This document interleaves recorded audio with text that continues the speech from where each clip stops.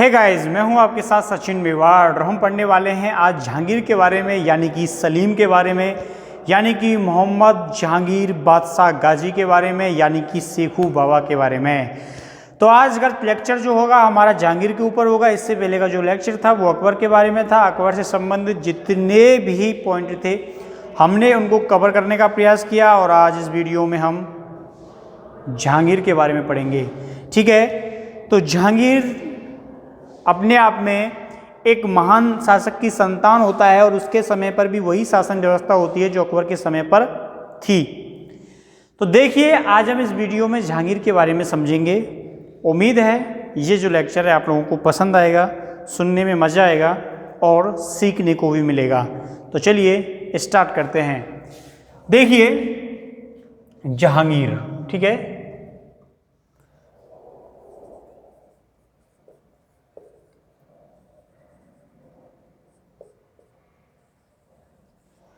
किसके बारे में पढ़ रहे हैं हम पढ़ रहे हैं जहांगीर के बारे में। और जहांगीर को जो अकबर है वो प्यार से क्या कहता था? शेखू बाबा कहता था। ठीक है, क्या कहता था? शेखू बाबा कहता था। और जहांगीर के द्वारा जो उपाधि धारण की जाती है वो उपाधि धारण की जाती है मोहम्मद जहांगीर बादशाह गाजी की। बाद में ये इसको चेंज कर लेता है। तो देखिए क्या होता है। जहांगीर इसको अकबर शेखू बाबा किसके नाम से बुलाता था? शेखू बाबा के नाम से बुलाता था।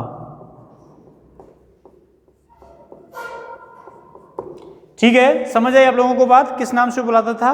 तो शेखू बाबा के नाम से इसको बुलाता था। ये इसका प्यार का नाम था। ठीक है, पूछा जा सकता है कि अकबर जहांगीर को किस नाम से बुलाता था? तो शेखू बाबा के नाम से बुलाता था। इसका नाम क्या था? सलीम। अगर हम बात करें नाम की तो वो था सलीम। समझ में आया? तो आप लोग सोच रहे होंगे सर इस फिर जहांगीर क्या नाम है? कुछ चीज़ें बचपन की होती हैं, जैसे आपकी बचपन की रही होंगी लाली, लाला। ठीक है, तो ऐसे ही इसका भी बचपन का था।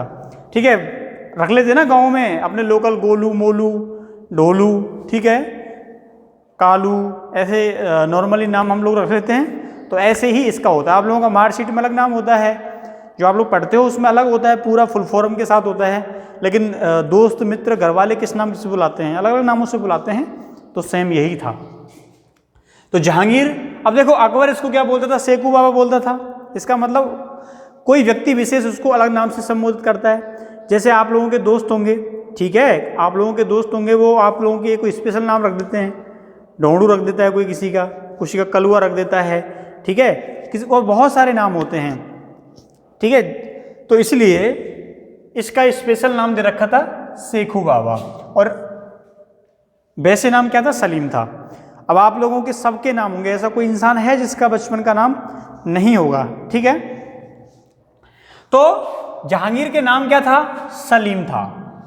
चलिए, अगर हम इसके बारे में बात करें कि सलीम जो होता है वो जहांगीर बन जाता है, लेकिन बनता कैसे है, उसके जन्म तिथि के बारे में बात करेंगे, उसके राज्याभिषेक के बारे में बात करेंगे कि अकबर की मृत्यु के कितने दिन के बाद, अकबर की मृत्यु के कितने दिन के बाद इसका क्या हुआ?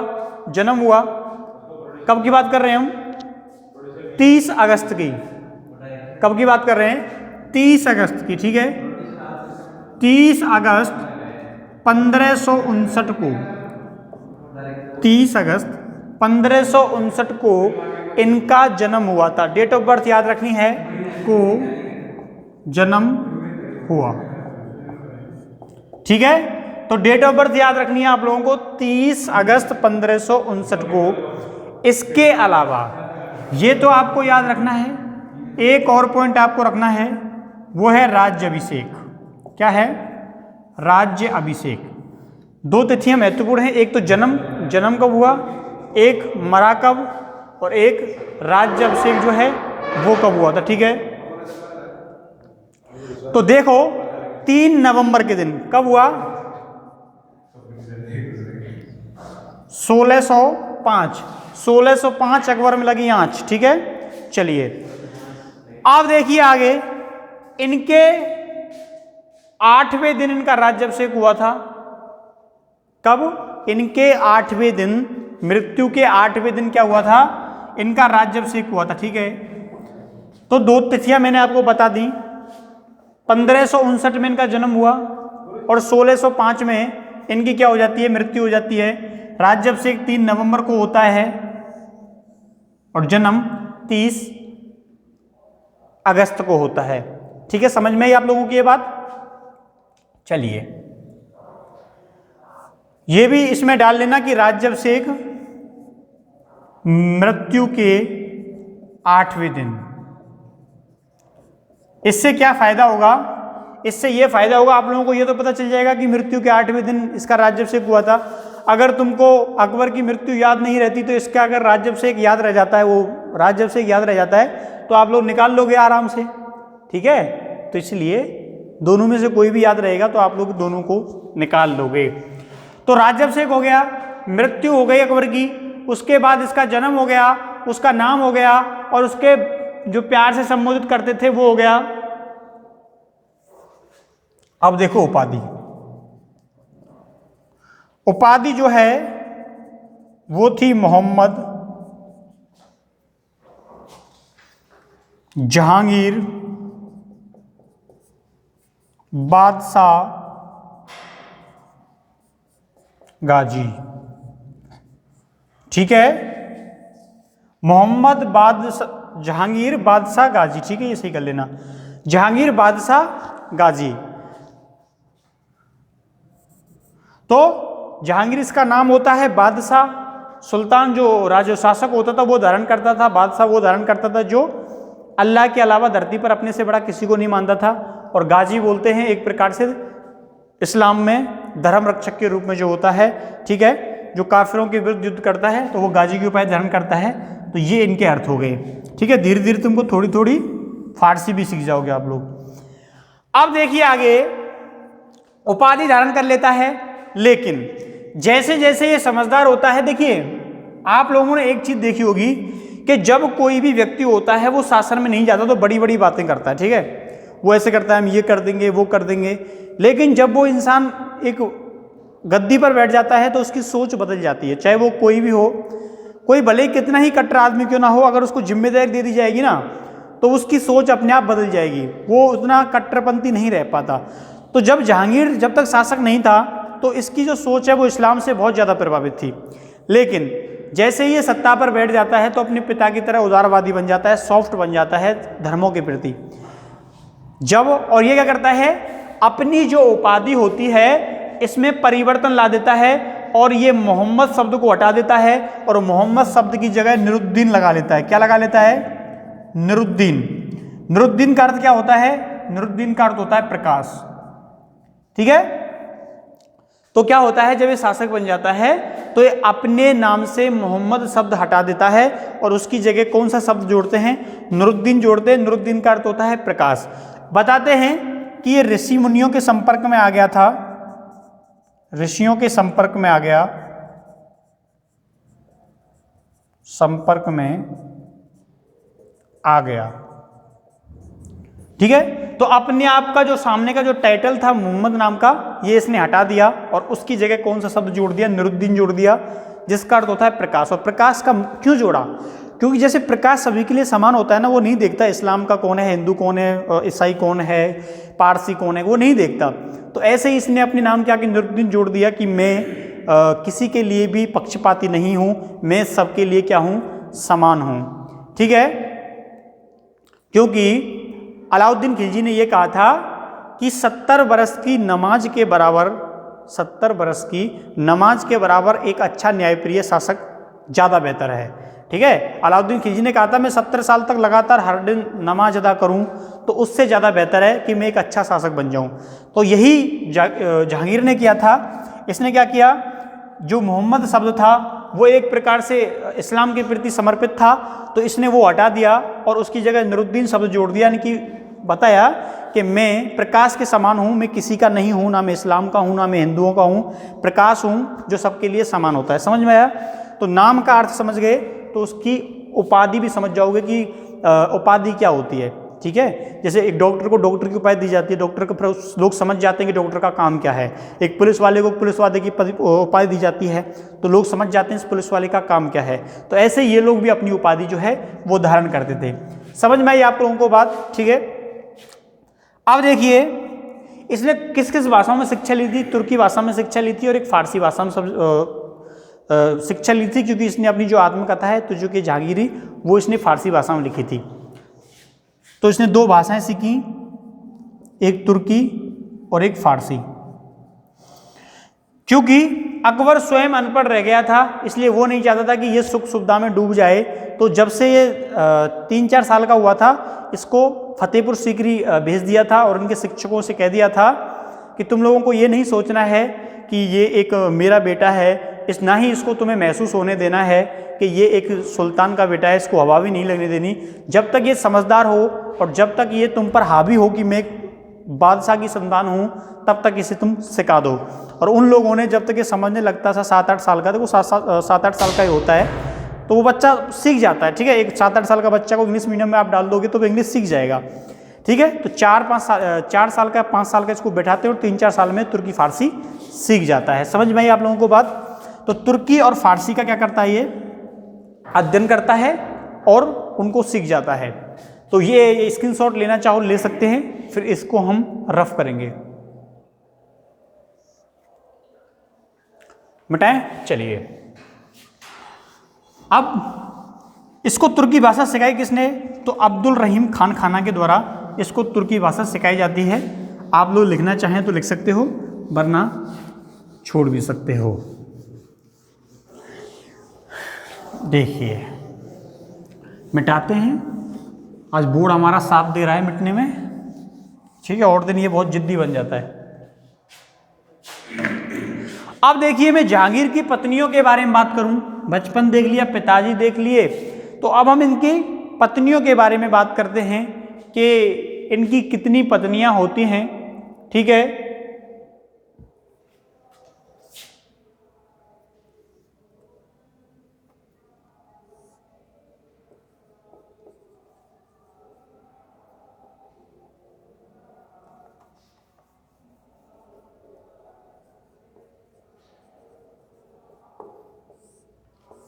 देखिए अब हम इनकी पत्नियों के बारे में बात करें तो आप लोगों को देखिए सबसे पहले जो नाम मैं यहां लिखूंगा वो लिखूंगा मानवाई का।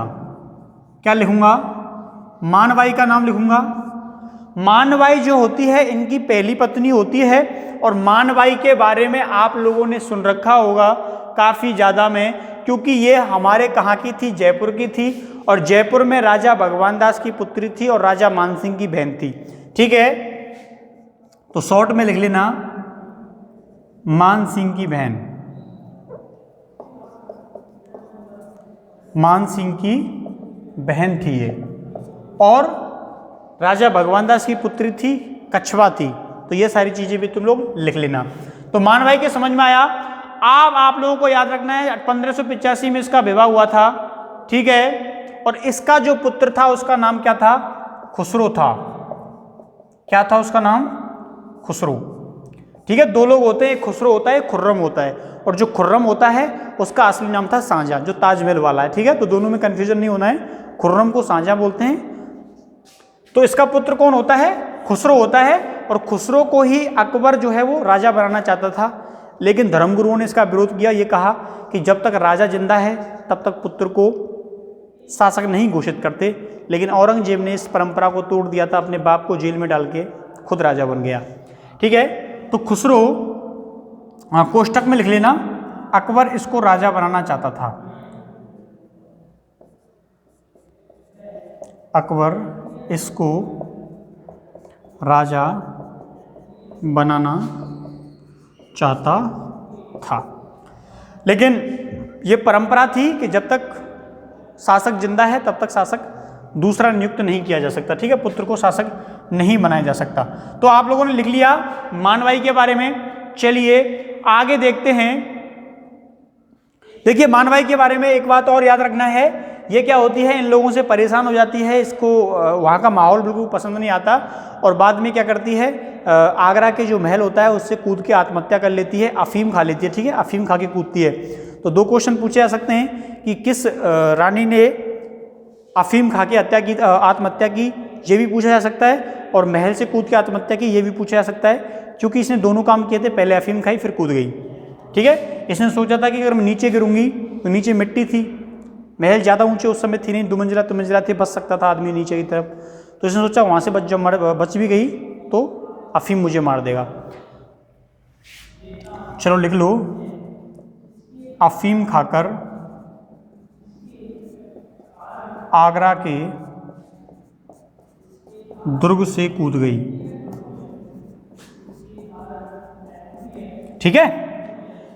अफीम खाकर आगरा के दुर्ग से कूद गई क्योंकि ये जहांगीर जो था बहुत ज़्यादा दारू शराब पीता था, उससे परेशान था, उसे डेली प्रॉमिस करता था। ये पूछती थी मानवाई क्या कल शराब पियोगे, बोलता नहीं पीऊंगा मैं, तेरी कसम, ठीक है, छोड़ दिया आज से सब कुछ, और अगले दिन फिर आता दारू के नशे में, ठीक है। तो इन चीज़ों से परेशान हो गई थी और उसने कूद के सुसाइड कर लिया, इससे अच्छा होता इसी को मार देती, ठीक है। तो अफीम खाकर क्या करिए, दुर्ग से कूद जाती है और क्या कर लेती है, आत्महत्या कर लेती है। देखो उस समय इतनी ज़्यादा वैल्यू नहीं होती थी महिलाओं की, बहुत सारी पत्नियां होती थी, कोई नई बात नहीं, राजा गया घूमने, उधर कोई लड़की पसंद आ गई, लिया है उसको, ठीक है। तो ये हो गई। चलिए, तो ये याद रखना है, खुसरो इसका क्या होता है, बेटा होता है, ठीक है, क्योंकि शासकों में इनके जो कुमार होते थे ये ज़्यादा महत्वपूर्ण थे। अब देखिए दूसरी होती है जगत गोसाई। कौन सी होती है, जगत गोसाई होती है, ठीक है। ये महत्वपूर्ण है, इसको ध्यान से सुनना। जगत गोसाई को ही क्या बोलते थे, जोधाबाई बोलते थे। और ये अकबर, जोधा अकबर जो नाटक चलाया था, ये पूरा का पूरा झूठा नाटक था, ठीक है। ये जो कुछ साल पहले जो नाटक चला था ना, जोधा अकबर, साले पता नहीं किस प्रोड्यूसर ने नाटक बना दिया। ये जहांगीर की पत्नी थी, इसको अकबर की पत्नी बना दिया, ठीक है। ये किसकी पत्नी थी, ये जहांगीर की पत्नी थी, जगत गोसाई जोधाबाई, जो मोटा राजा उदय सिंह की बेटी थी। लेकिन पिक्चर बनाने वाले ने क्या मतलब, उन्होंने क्या किया, अकबर की पुत्र वधू को अकबर की पत्नी बना दिया, क्योंकि उनकी हिस्ट्री में सप्लीमेंट्री आई होगी अपनी क्लास में। तो ये तुमको याद रखना है, क्योंकि क्वेश्चन पिक्चर, अब लोग क्या कहते हैं, किताबें तो पढ़ते नहीं, सबने सुन रखा है जोधाबाई, जोधा अकबर, जोधा अकबर, तो क्वेश्चन बनता है वहां से कि जोधाबाई किसकी पत्नी थी। अरे साहब बहुत सरल क्वेश्चन आया, टिक करते हैं अकबर, फिर वहाँ से आता है आरपीएससी या यूपीएससी से गलत आता है, फिर गूगल सर्च करते हैं, फिर कहते हैं हमने तो ये सुना था, क्या बात है, ठीक है। तो याद रखना है, इसका असली नाम था जगत गोसाई, जो जोधाबाई, याद रखना जोधाबाई, ठीक है। तो जोधाबाई जगत गोसाई थी, और ये किसकी बेटी होती है, मोटा राजा उदय सिंह की बेटी होती है। इसलिए इसको याद रखना है, आपका दिमाग जो है वो नाटक की तरफ जाएगा, ठीक है। ये भ्रामक चीजें होती हैं, सब कुछ गलत करते हैं प्रोड्यूसर, किसी को किसी की पत्नी बना दें, दूसरी फिल्म में वो उसकी बहन बनती है, अगली में उसी की पत्नी बन जाती है, ठीक है। तो उन पर ज़्यादा विश्वास करने की आपको आवश्यकता नहीं है। तो चलिए, जगत गोसाई जोधाबाई किसकी होती है, मोटा राजा उदय सिंह। नागौर दरबार में आया था अकबर के में, ये ठीक है, नागौर दरबार में आया था, उस समय इसने वैवाहिक संबंध स्थापित किया था। अकबर को कहा था कि हमसे वैवाहिक संबंध स्थापित कर लो। अकबर ने कहा भैया 1570 के समय की ये बातें होती है, बोलता है कि मेरा पुत्र है उसके साथ विवाह कर दो, मैं तो नहीं कर पाऊंगा विवाह, ठीक है। तो मोटा राजा उदय सिंह की पुत्री, पता है क्यों उन लोगों ने इसको जोड़ दिया, उन लोगों ने इसलिए जोड़ दिया क्योंकि ये सबसे समझदार रानी थी पूरे दरबार में, जो जोधाबाई थी। और अकबर इससे अक्सर सलाह मांगा करता था कोई काम करने से पहले, तो अक्सर इसका दरबार में आना जाना लगा रहता था। तो फिर तो पूछो ही मत, लोगों ने तो अफेयर चल रहा है दोनों में, ठीक है। मीडिया वालों का क्या है, छोटी सी कोई खबर होती है तो फिर उसके पीछे पड़ जाते हैं कि भाई देखो क्या होगा। तो इसीलिए जोधाबाई मोटा राजा उदय सिंह की पुत्री होती है, जो कि अकबर के बेटे की बहू थी, लेकिन लोगों ने इसको उसकी बहू बना दिया। और तुम किसी से भी पूछोगे ना तो वो भी बताएगा जोधा अकबर उसी की पत्नी थी, और बड़े शौक से कहेगा, और हो सकता है तुमसे बहस करने लग जाए, नहीं ऐसा कैसे हो सकता है, तो ये बात तुमको याद रखनी है। तो जगत गोसाई किसकी होती है? जोधाबाई होती है। मोटा राजा उदय सिंह की क्या होती है? पुत्री होती है। ठीक है, सबसे समझदार थी, पढ़ी लिखी थी। चलिए, और इसका बेटा कौन होता है? इसका बेटा कौन होता है? शाहजहां होता है। कौन होता है? शाहजहां। अब आप लोग थोड़ा भी दिमाग लगाते तो अगर ये अकबर की पत्नी होती तो अकबर का पुत्र शाहजहां होता, जहांगीर थोड़ी होता। तो शाहजहां शासक बनता, ताजमहल पहले बन जाता, अकबर के समय पे ताजमहल बन जाता। थोड़ा भी सोचते आप लोग कि इससे जहांगीर खुर्रम पैदा हुआ था, खुर्रम को ही शाहजहां बोलते थे, तो फिर तो ताजमहल पहले बन जाता जहांगीर से। ठीक है, शाहजहां या खुर्रम।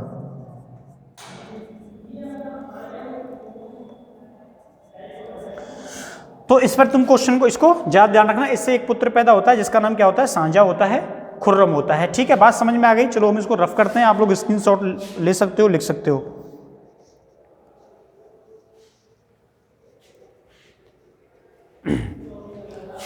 चलिए, मानबाई मान सिंह की बहन थी, अफीम खाकर आगरे के उससे कूद जाती है। और ये जगत गोसाई, जोधाबाई, भानुमति, मलकाई जहां, सब इसी के नाम थे। किसके नाम थे? मलकाई जहां की उपाधि दी गई थी इसको। देखो, उपाधि के पीछे सब कुछ छिपा होता है। मलकाई जहां, भानुमति, जोधाबाई, जगत गोसाई, अलग अलग किताबों में अलग अलग नाम मिल जाते हैं कई बार। इसका लिख लेना, ठीक है, कोष्टक में लिख लेना, जगत गोसाई और मलकाई जहां, इसको उपाधि दी जाती हैं। चलिए,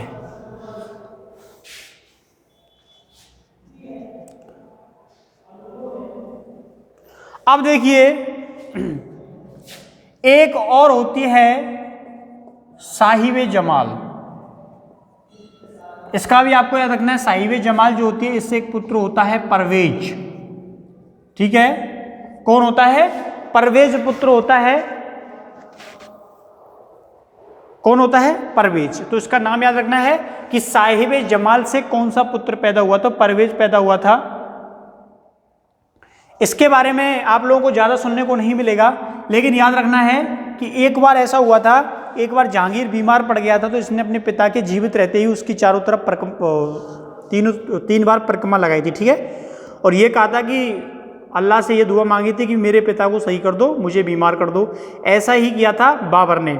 बाबर ने जब हुमायूं बीमार हुआ था तो उसकी भी 3 परिक्रमा लगाई थी और उसकी बीमारी को खुद पर ही मांगा था, कहा था कि इस पर रहमत करो और इसकी बीमारी को मुझे सौंप दो। दोनों ने ऐसा ही किया था। परवेज ने, तो ये लोग यही बात लिख लेना कि जहांगीर के बीमार होने पर इसने अपने पिता की 3 बार परिक्रमा लगाई थी और उसकी बीमारी को खुद लेने के बारे में दुआ की थी। ठीक है, ये साहिबे जमाल जो होती है उसका पुत्र होता है। ये बात आपको याद रखनी है, ध्यान रखनी है। ठीक है, चलिए, इसका एक पुत्र और होता है शहरयार और एक था जहांदार। ठीक है, शहरयार जिसको जहांगीर बोलता था निकम्मा। क्या बोलता था इसको? निकम्मा बोलता था। किसको? शहरयार को। एक था जहांदार जो कि बचपन में मर गया था, छोटा था, ये जब ही मर गया था। और एक बात आपको ये याद रखनी है कि जब तक अकबर की मृत्यु हुई थी तब केवल एक जहांगीर ही जीवित बचा था अकबर के पुत्रों में, बाकी के सारे पुत्र मर गए थे इनके। ठीक है, तो ये बात याद रखनी है। शहरयार जिसको ये निकम्मा बोलता था, एक और था जहांदार। तो जहांदार जो था ये बचपन में ही मर गया था, बचपन में ही मर गया। इसके बारे में बोलता था जहांगीर के ये एक धार्मिक व्यक्ति बनेगा बड़ा होके। ठीक है, क्योंकि जब संग जैसे होते हैं ना छोटे बच्चे, तो जब भी कोई बड़ी कोई धार्मिक चर्चा चलती थी इस्लाम की, तो उसमें ये बैठा रहता था पूरे दिन। ठीक है, बच्चे तो उधम करते हैं, ये पूरे दिन बैठा रहता था। तो इसे देख के इसका बाप बोलता था कि ये बड़ा होकर कोई धार्मिक व्यक्ति बनेगा, लेकिन इसकी बचपन में क्या हो जाती है? मृत्यु हो जाती है। तो पुत्रों के बारे में कोई कन्फ्यूजन नहीं रहा होगा, उम्मीद है सारे पुत्रों के बारे में पता चल गया होगा कि ये कौन थे, इनके पुत्र थे। तो इनके पुत्रों के चक्कर में अपने भाई बहनों को मत भूल जाना तुम लोग। ठीक है, उनके भी नाम आपको बराबर याद रखने हैं। तो आप लोगों को पुत्रों के बारे में पता चल गया। चलिए, अब देखते हैं कि जहांगीर ने क्या क्या काम किए। सबसे पहले बता दीजिए, देखिए जहांगीर एक अच्छे आदमी भी था और एक बुरा आदमी भी। जहांगीर ने क्या किया था, 30 फुट, 30 फुट का मतलब कितना मान सकते हो आप, 30 फुट, 30 फुट या 30 गज, 30 गज है, ठीक है, 30 गज लंबी जंजीर, 30 गज लंबी जंजीर। गज का मतलब 30 गज मीटर समझना, ठीक है। गज का मतलब आप लोग समझते हैं कि भाई वर्गाकार होगा वो। 30 गज मीटर लंबी जंजीर आगरे के किले से बनवाई, आगरे के किले से लगवाई, ठीक है। इसका मतलब ये था, जैसे ये आगरे का किला है, इसने ऐसे करके एक जंजीर लगवा दी यहाँ पे ऐसे, ठीक है, और इसमें 60 घंटियां लगवा दी, कितनी, 60। और इसने कहा था कि कोई भी व्यक्ति को कोई परेशानी हो तो आके इस जंजीर को जोर जोर से बजाए और मुझे पता चल जाएगा और उसके साथ क्या होगा, न्याय होगा, ठीक है। एक बार ऐसा हुआ था कि रात्रि का समय था, एक गधा आया और वो बस लोकोक्ति है, ठीक, किताबों में कहीं नहीं लिखा, सिर्फ कहावत है और लोगों द्वारा बताई गई है। तो ये पता है कि जो पिलर से वो घंटी बांधी हुई थी उससे आगे रगड़ने लगा अपने शरीर को आके, और ये घंटियां रात को बज गई। तो जहांगीर निकल के आया महल से और सैनिकों को आदेश दिया, देखो कौन रात्रि में मदद मांग रहा है, लाओ उसे पकड़ के। तो सैनिक गए तो देखा गधा रगड़ रहा था अपनी पीठ को, और उसको पकड़ के लाए। जहांगीर ने कहा भाई क्या समस्या है इसको, तो बोले साहब इसको क्या समस्या हो सकती है। अगले दिन दरबार में कहा यार ये तो हमारी बात खराब हो जाएगी, हमने तो बोल रखा है जो भी इसको घंटी को बजाएगा हम उसको न्याय देंगे। अब पूरा दरबार सोचने लगा यार इस गधे को क्या समस्या होगी, ठीक है। तो उन्होंने अपने सैनिकों को लगा दिया, भाई देखो क्या समस्या हो सकती है इसको। सैनिकों दिन भर उसके पीछे जुड़े, तो वो अकेला अकेला घूमता था गधा, ठीक है, वो गधा अकेला घूमता। जहांगीर को बोले साहब ये अपनी ज़िंदगी से परेशान है ये गधा, ठीक है। तो बोले साले का ब्याह करा दो इसका, ठीक है। तो उसको क्या है, गधाओं की मंडली में शामिल करा दिया। तो ऐसे कहने का मतलब यह है कि सभी के लिए न्याय दिया, भले ही वो जानवर ही क्यों ना हो। तो ये याद रखना है आप लोगों को कि जहांगीर के द्वारा 30 गज लंबी न्याय की जंजीर जो लगवाई गई थी, ठीक है, इसमें 60 घंटियां होती हैं और इसको फारसी में बोलते हैं, ठीक है, जंजीर ए अदली, जंजीर ए अदली। तो ऐसे तुमको जब 50-60 शब्द याद हो जाएं फारसी के तो बोल दिया करो हमको फारसी आती है, बोलेंगे भाई सुना के बता, तो इनके नाम बोल देना, जंजीर ए अदली, जहां मोहम्मद सुहा, ठीक है। तो आते हैं शब्द ही तो हैं, भाषा का मतलब क्या होता है, शब्द को उसका विकास करना। थोड़ी बहुत तो फारसी आएगी तो उसमें लैंग्वेज में लिखा करो हिंदी, इंग्लिश, फारसी, ठीक है।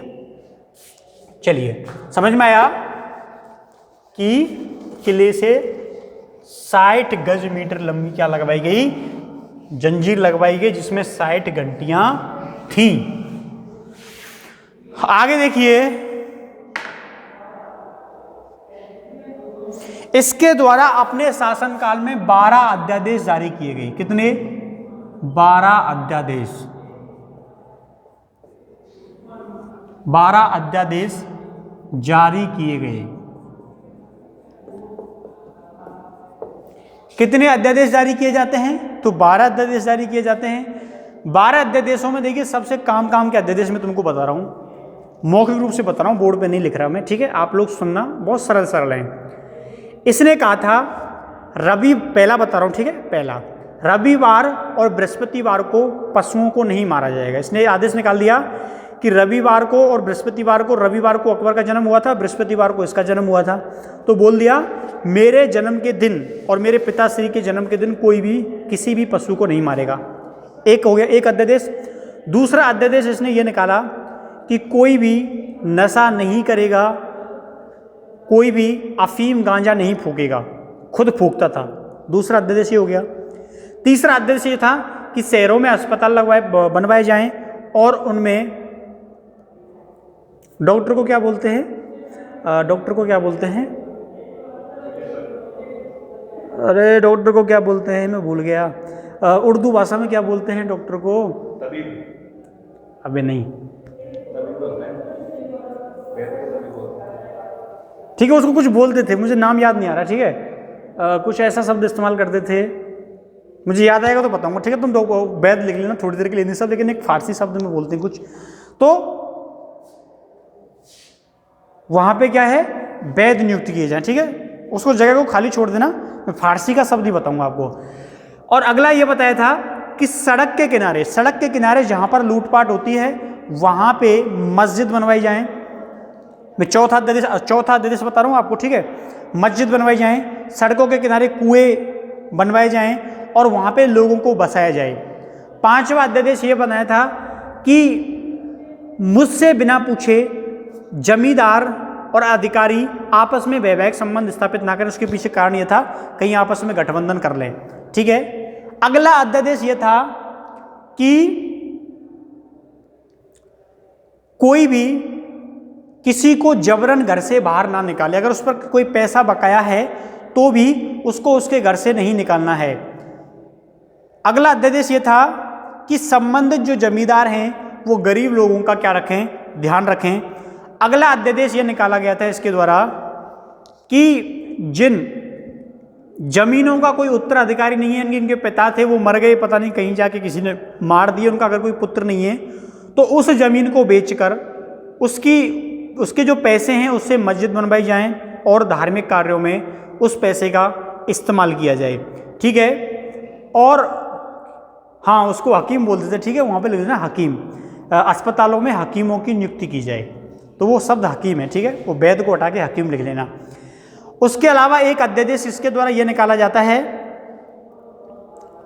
कि जो गरीब लोग हैं उनको जबरन मुसलमान ना बनाया जाए। ठीक है, ये बंद कर देना कि अगर कोई इस्लाम का व्यक्ति नहीं है तो उसको भी बिल्कुल वही सुविधा मिले जो एक इस्लाम के व्यक्ति को मिलती है। और कोई भी मौलवी या कोई भी धार्मिक व्यक्ति, कोई भी काजी या किसी भी प्रकार का व्यक्ति उनको जबरन इस्लाम में तब्दील नहीं करेगा और अगर उस व्यक्ति की इच्छा नहीं है। तो ये इसका एक महत्वपूर्ण आदेश होता है इसकी आलोचना की जाती है धर्मगुरुओं के द्वारा। तो ऐसे करके इसके द्वारा 12 अध्यादेश निकाले जाते हैं। मुझे नहीं पता मैंने कितने बता दिए, लेकिन जितने बता दिए वो काम के हैं। ठीक है, समझ में आई? तो लिख लेना 12 अध्यादेश निकाले गए और 12 अध्यादेशों में से मैंने शायद 8-9-10 अध्यादेश बता दिए होंगे, और भी 1-2 रह गया होगा शायद कोई। ठीक है, कोई बात नहीं।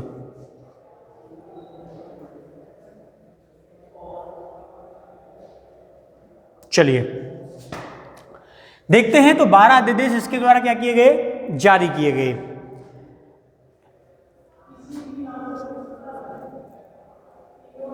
हाँ, एक अध्यादेश इसके द्वारा ये जारी किया गया था कि जब कर हम उगा रहे हैं, किसी से टैक्स उगा रहे हैं, तो टैक्स उगाते समय उसकी आर्थिक स्थिति को देख लेना है। ठीक है, उसने फसल बो दी, ठीक है, फसल बो दी, लेकिन बीच में उसके साथ कोई हादसा हो गया, कोई घटना घटित हो गई, तो उसने अपने अधिकारियों को आदेश दिए थे कि उसकी एक बार टैक्स उगाने से पहले उसकी आर्थिक स्थिति का भी क्या कर लेना है, अवलोकन कर लेना है।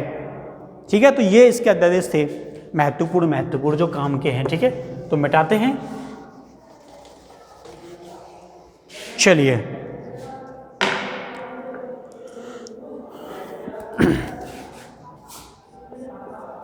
तो आगे देखते हैं इसने क्या किया था।